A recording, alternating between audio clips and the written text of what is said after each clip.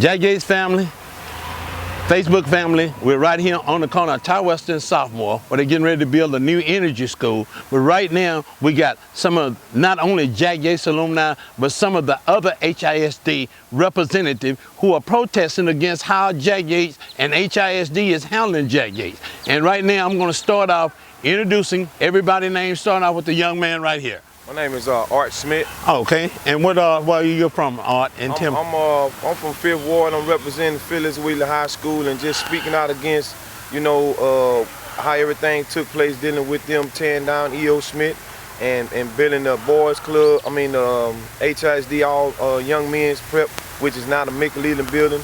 And that's the same thing they did as far as when we was fighting to keep them from tearing down the school. And it makes no sense for them to have doctrine and then turn around and want to come over here. Okay, and what's your name, young lady? My name is Stacy Brown. I'm representing Jack Yates alumni class of 1989, and I have a problem with the fact that they're opening this new energy high school without Jack Yates having middle school either.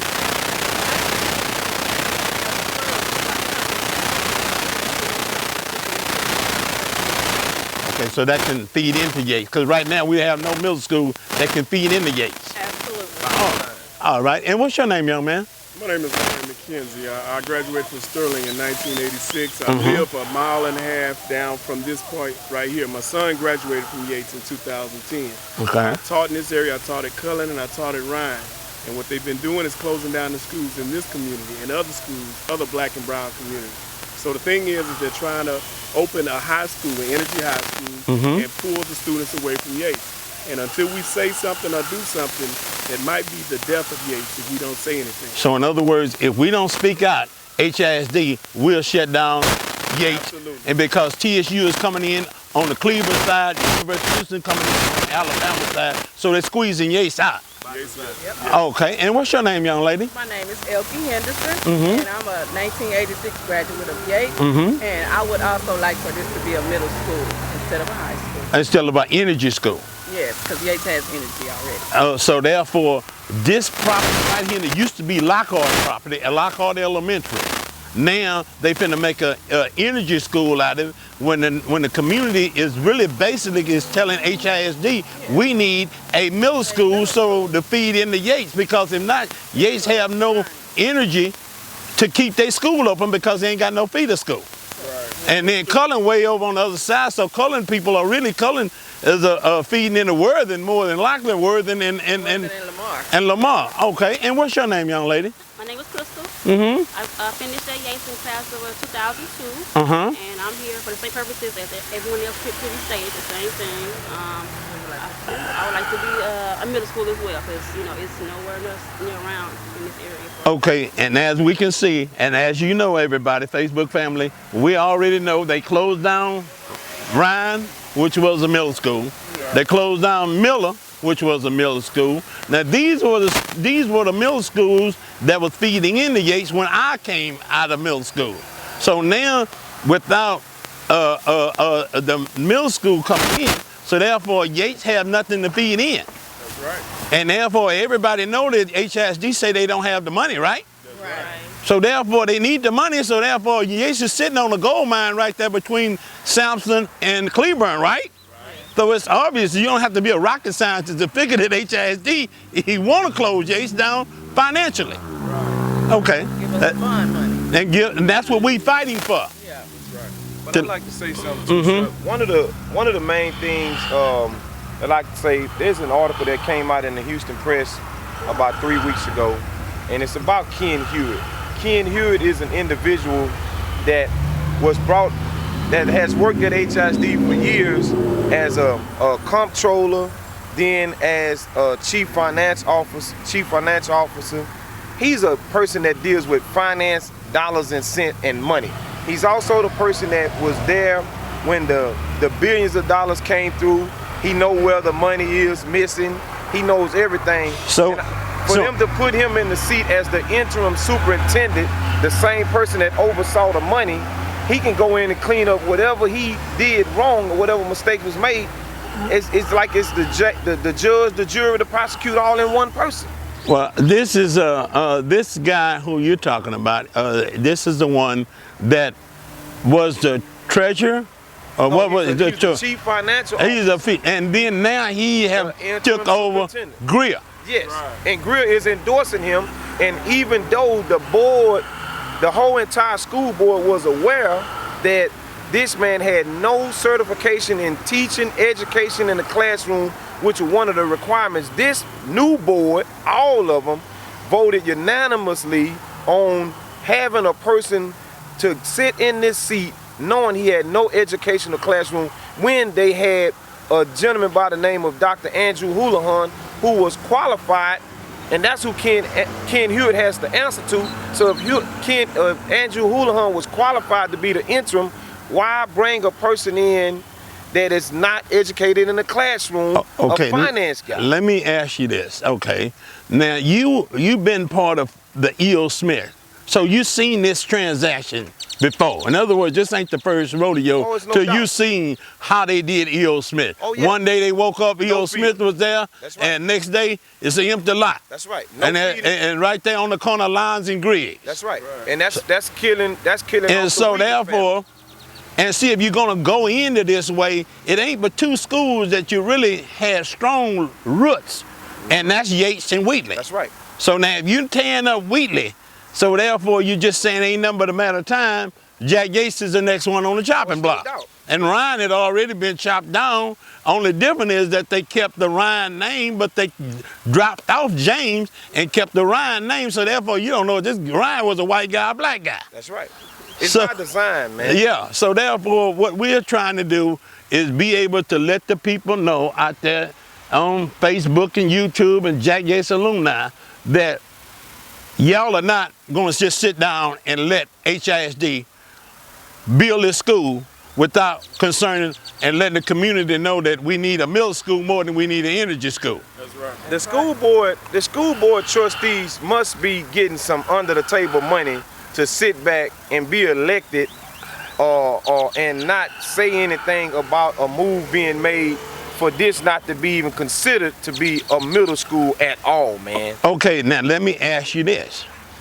Is it possible, was this him energy school, did it pop up overnight, or is it something that HISD have been planning for, let's say, years?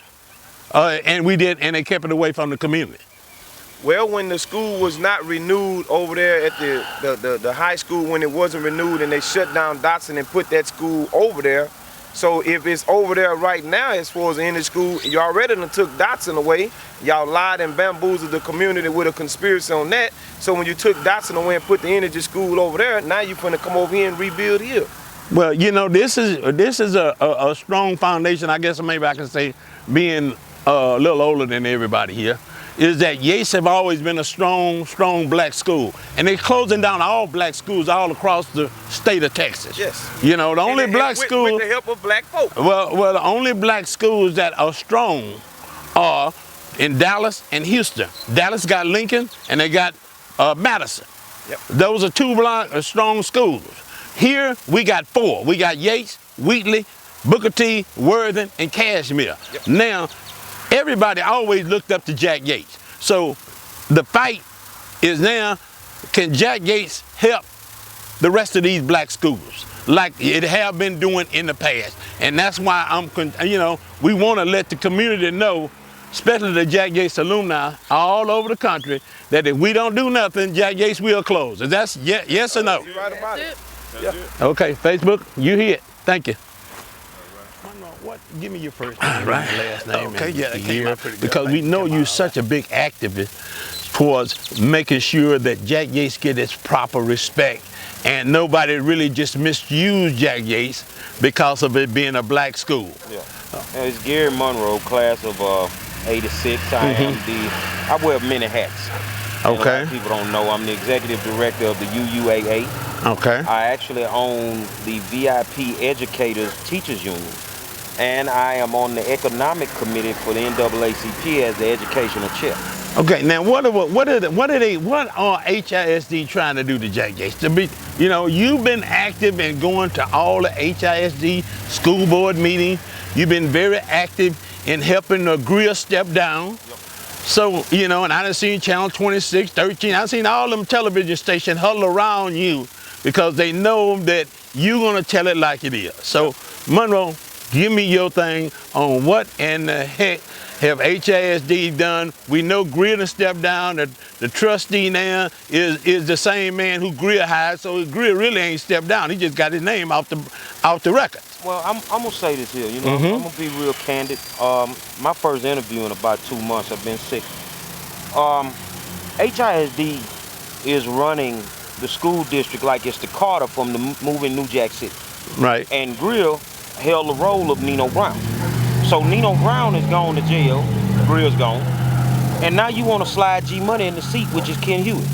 Nobody that was a member of that administration should be allowed to run this school district. But then here's the part I can't understand, Monroe. And they say, the school district say they got money that ain't accountable. And this man been used to, he's the financial wizard. And he can't find it, so evidently what kind of truth is that? Well, I've been telling people for over a year the money gone. Right. The money is gone. It's not coming back. Right. And you know, at the end of the day, we got $270 million in the bond reserve from the last bond. If we had a shortfall of 211, why didn't you just take that out of the 207?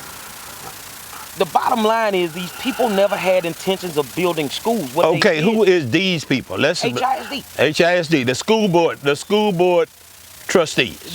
We're talking about the HISD administration because there's two entities. You have the administration, which is the superintendent and his cronies. Okay. And then you have the actual school board. Okay, break it down. That's what we want to do. Break this thing down. None of these people, they know in their hearts they had any intentions of building any of these schools. From the get-go. From the gate. That's why the 211 disappeared and we ain't getting it back. Okay, and now when we mentioned this back during the bond, nobody wanted to hear about it, right? No. But now since the money has disappeared all of a sudden, and now we don't know where the money at, and the people that some of the players, I guess you might say, like the superintendent Greer, and some of the other members of the school board who didn't want to run this year, but you know, all these people are gone now. Their names are off, but they still need. Do they still need to be accountable for this money? They're gonna be held accountable. I mean, we have to understand that it takes time to skin a cat. Okay. There's a lot of things that are going on, you know, from a legal side, from a Federal Bureau of Investigation side, that it's just taking time. And you're right, everybody that was somebody affiliated with all of this, with this bond fiasco,